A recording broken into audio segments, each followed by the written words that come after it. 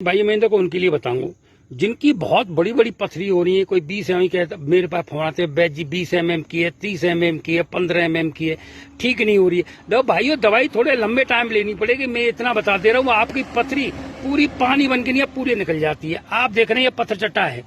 आपको क्या करना है 3 पत्ते पत्थर चट्टा के ले लें, इन्हें गाय के दूध में अच्छी तरह पीस के 1 गिलास दूध ले ले, 1 गिलास दूध में डाल करके सुबह खाली पेट पीना है और इसे लेने के बाद 1 घंटे कुछ खाए नहीं। इसी तरह दोपहर में लेना भाइयों, इसी तरह शाम को लेना है।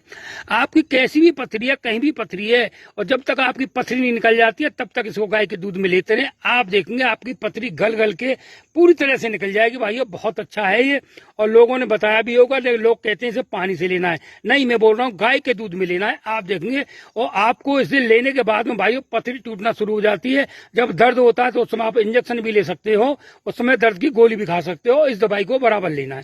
भाई मेरी वीडियो चैनल लाइक करिए, शेयर करिए, फॉलो जरूर करिए। धन्यवाद।